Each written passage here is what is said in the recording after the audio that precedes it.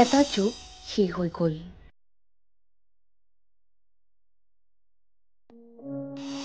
নিয়তিৰ ওচৰত হাৰ মানিলে পদ্মশ্ৰী বিৰুবালা ৰাভাই। ডাইনী হত্যাৰ বিৰুদ্ধে অহৰহ যুঁজ দি জীৱন নাট সামৰিলে বিৰুবালাই।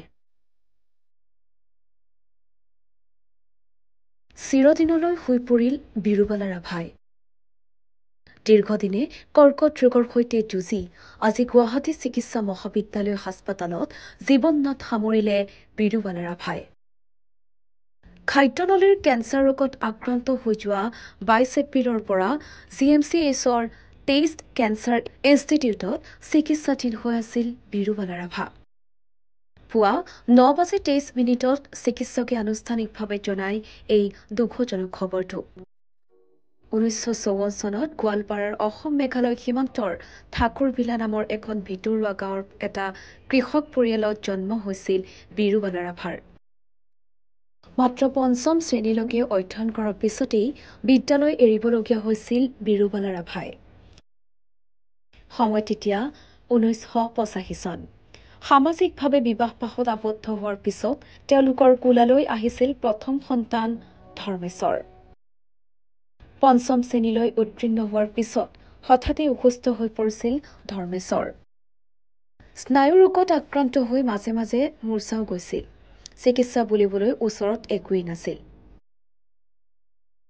পুত্ৰ ধৰ্মেশ্বৰক আৰোগ্য কৰিবলৈ বেজ দেওধানীৰ শৰণাপন্ন হৈছিল বিৰুবালাই। মঙল চাই দেওধানীয়ে এটা কথাই কৈছিল যে ধৰ্মেশ্বৰৰ গাত পৰি লম্ভিছে আৰু বৰ্তমান গৰ্ভৱতী হৈ থকা পৰিজনীয়ে সন্তান জন্ম দিয়াৰ পিছতেই ধৰ্মেশ্বৰ মৰি থাকিব। কিন্তু দেওধানীৰ ভৱিষ্যৎবাণী নুফুলিয়াল। ইয়াৰ পিছতো সময় সলনি নহল। উপায়বিহীন হৈ গাঁও এৰি পলাই আহিবলৈ বাধ্য হয় অদ্যমী সাহসী বিৰুবালা ৰাভাই।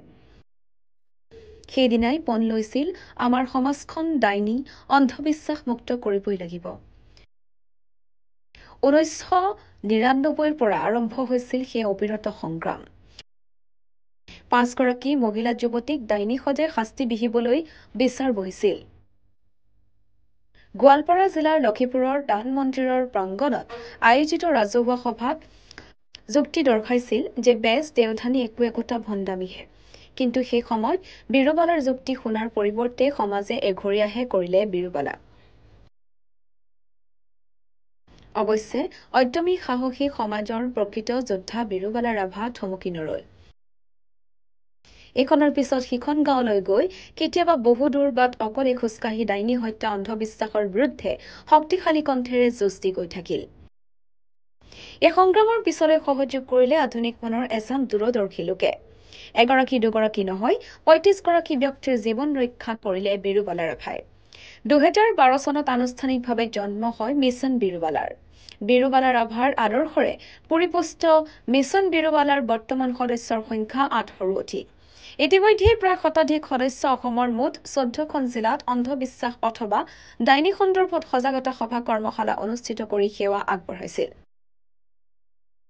সমাজলৈ আগবঢ়োৱা অসাধাৰণ অৱদানৰ বাবে 2005 চনত 1000 ওমেনৰ মনোনয়নত শান্তিৰ নোবেল বঁটাৰ বাবে মনোনীত প্ৰথম অসমীয়া হোৱাৰ গৌৰৱ অৰ্জন কৰিছিল বিৰুবালাই।